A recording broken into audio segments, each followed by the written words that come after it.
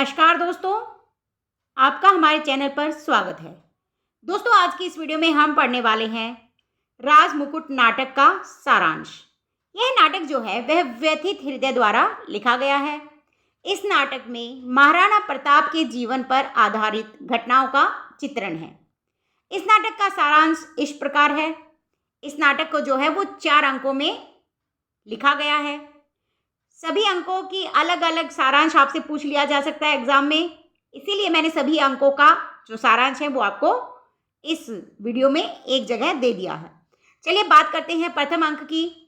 इसमें महाराणा प्रताप के पूर्व की पृष्ठभूमि का उल्लेख किया गया है। पूर्व की पृष्ठभूमि मतलब महाराणा प्रताप से पहले कौन वहाँ का राजा था और क्या क्या घटनाएं हुई थी जिससे महाराणा प्रताप को राजा बनाया गया, इस बारे में इस प्रथम एक अंक में बताया गया है। इसमें मेवाड़ का राजा जो था वो राणा जगमल अपनी मर्यादा भूलकर सुरा सुंदरी में डूबा है। राजा जगमल क्या है, अपनी मर्यादा भूल चुका है, सुरा सुंदरी में लगा रहता है, मतलब शराब पीता है और वेश्याओं के पास जाता है।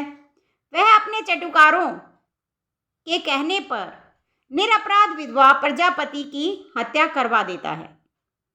चाटुकार कौन है? जो कान भरते हैं राजा के, और उनके कान भरने के कारण वह एक निरपराध निर्दोष विधवा प्रजापति की हत्या करवा देता है। इससे जो है वो प्रजा दुखी हो जाती है। जनता राष्ट्रनायक चंदावत के घर प्रजावती का शव लेकर पहुंच जाती है। अब जनता को क्या चाहिए? न्याय, और इसीलिए वह राष्ट्रनायक चंदावत के घर जाती है ताकि उन्हें न्याय मिल सके। अब चंदावत किसी प्रकार प्रजा को समझा बुझाकर शांत करता है और उन्हें वापस भेज देता है। एक दिन अवसर पाकर चंदावत जगमल को राजमुकुट किसी योग्य उत्तराधिकारी को सौंपने के लिए मनाता है। चंदावत जगमल को समझाता है कि वह किसी योग्य उत्तराधिकारी को राजमुकुट सौंप दे। जगमल यह उत्तरदायित्व जो है वो चंदावत को ही सौंप देता है।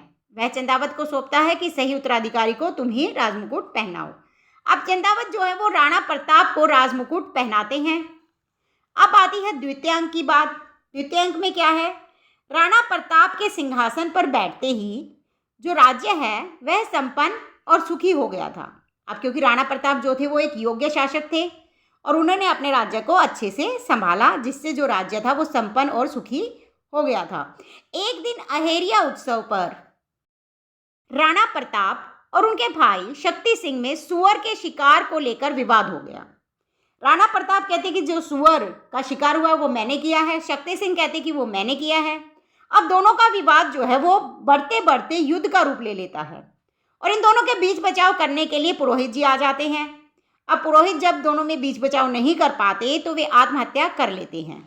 पुरोहित की आत्महत्या का जो जिम्मेदार है शक्ति सिंह को ठहराया जाता है और राणा प्रताप शक्ति सिंह को राज्य से बाहर निकाल देते हैं। शक्ति सिंह जाकर अकबर के पुत्र सलीम से मिल जाता है। उस समय अकबर के पुत्र सलीम और महाराणा प्रताप के बीच अच्छी खासी दुश्मनी थी, तो बदला लेने के लिए शक्ति सिंह किससे मिलता है? सलीम से। अब आती है तृतीय अंक की। एक दिन अकबर मान सिंह राणा को अपना दूत बनाकर राणा प्रताप से मिलने के लिए भेजता है। अकबर किसे भेजता है? मान सिंह राणा को। और मान सिंह राणा कौन था? देशद्रोही था, कुल का कलंक प्रताप उसे समझते थे, तो इसीलिए प्रताप ने मान सिंह राणा से मिलने से इनकार कर दिया। मान सिंह राणा जो थे इसे अपना अपमान समझता है।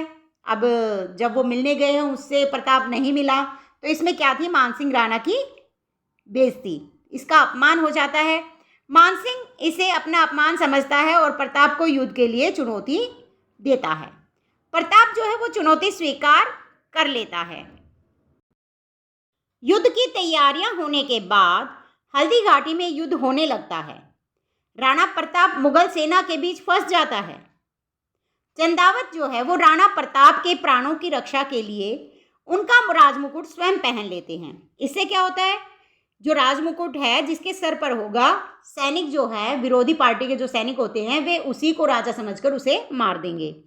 तो चंदावत ने राणा प्रताप का राजमुकुट स्वयं पहन लिया और वह वीरगति को प्राप्त होकर प्रताप की प्राण रक्षा करते हैं। जब चंदावत यह देखते हैं, चंदावत की मृत्यु से शक्ति सिंह का मन पिघल जाता है। शक्ति सिंह देखता है कि चंदावत तो उसका भाई भी नहीं था महाराणा प्रताप का, तब भी उसकी रक्षा के लिए उसने अपने प्राण दे दिए, जबकि इसकी शक्ति सिंह तो खुद प्रताप का भाई था। तो इससे उसका मन पिघल जाता है। युद्ध भूमि को छोड़कर जाते प्रताप को दो मुगल सैनिक पीछा करते हैं। जब प्रताप युद्ध भूमि छोड़कर जा रहे थे तो दो मुगल सैनिक उसका पीछा करते हैं। उन दोनों मुगल सैनिकों को शक्ति सिंह मार देता है और प्रताप के प्राणों की रक्षा करते हैं। फिर दोनों फिर से गले मिल जाते हैं, दोनों भाई। चौथे अंक में हल्दी घाटी के युद्ध के बाद अकबर जो है राणा प्रताप की देशभक्ति और शौर्य की परीक्षा लेने के लिए अतिथि बनकर उनसे मिलने आता है और उनके सामने एक संधि प्रस्ताव रखता है, किंतु राणा उससे इनकार कर देते हैं। अंततः महाराणा प्रताप सभी को मातृभूमि की रक्षा का व्रत दिलाकर स्वर्ग सिधार जाते हैं।